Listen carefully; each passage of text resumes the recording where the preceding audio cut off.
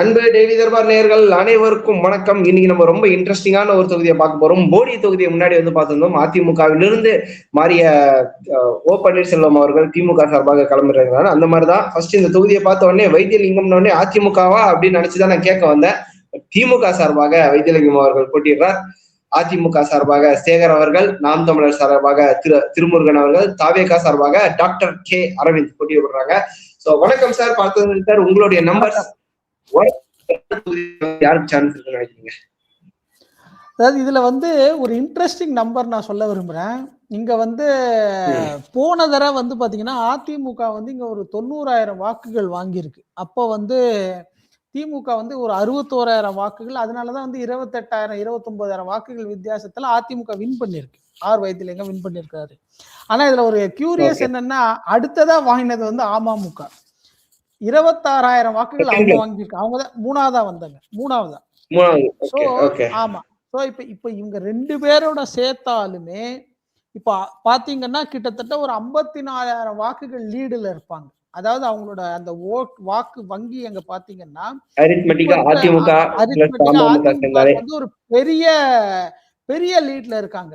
இப்ப இந்த வாக்குகளை பிரிச்சு வைத்தியலிங்கம் அவரோட இதை வச்சு அவர் எடுக்கணும் அப்படின்னா கூட இந்த 54,000ங்கிறது ஒரு மிகப்பெரிய சவாலாக அமையும். கிட்டத்தட்ட அந்த 54 நீங்க சொல்றீங்க, எல்லாமே அதிமுகவுக்கு மட்டும்தான் போட்ட ஓட்டு இருக்க முடியாதுல்ல.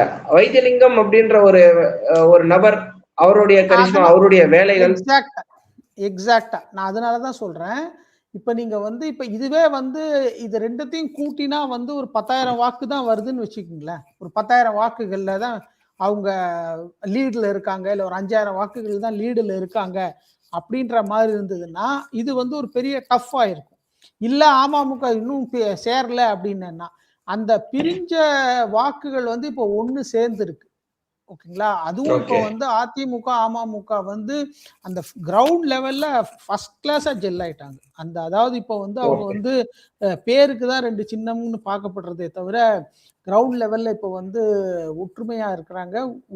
அதாவது இப்ப நீங்க பல கேம்பெயின்ல எல்லாம் பாத்தீங்கன்னா ஒரு இதுல யாரோ ஒருத்தர் கீழே ஒரு கிரீடம் கொடுக்குறாரு வீடியோல.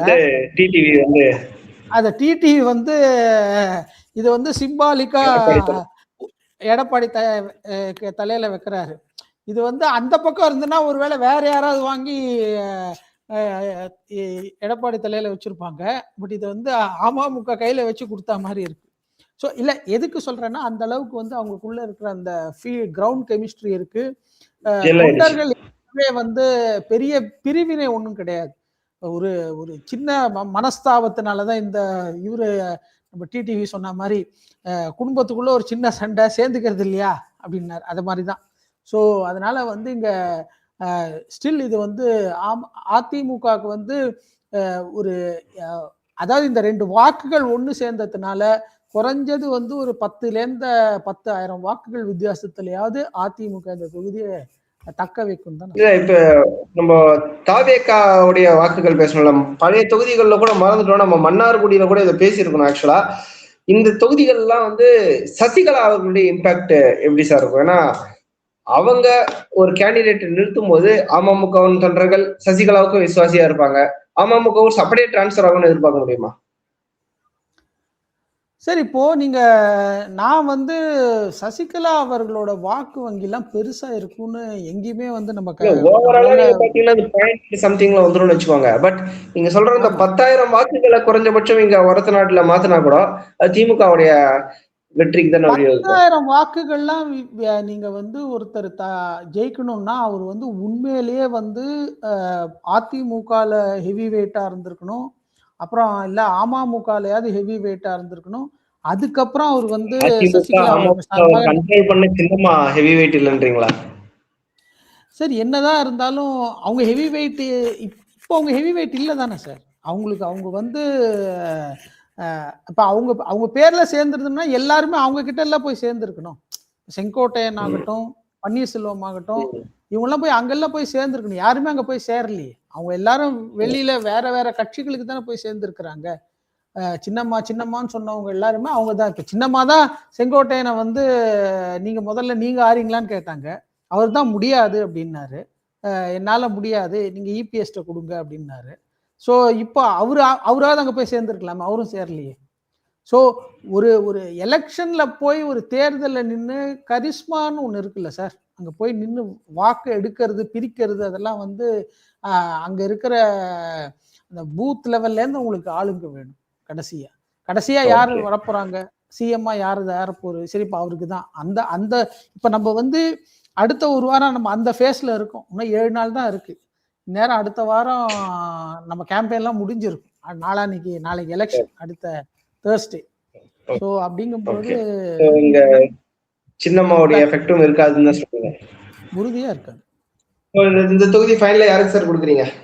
அதிமுக தான், டவுட்டே கிடையாது. ஓகே, எஸ் நேர்களே, ஒரத்தநாடு தொகுதியை பொறுத்த வரைக்கும் வைத்தியலிங்கம் அவர்கள் அதிமுகவிலிருந்து ஜெயித்து இருந்தாலும் இங்க திமுக அவர் சேர்ந்த பட்சத்தால் இதாக அந்த துரோகம் அப்படின்ற ஒரு ஃபேக்டர் வருமா அப்படின்றதையும் நாம் புரிஞ்சுதான் பார்க்க வேண்டும். சசிகலா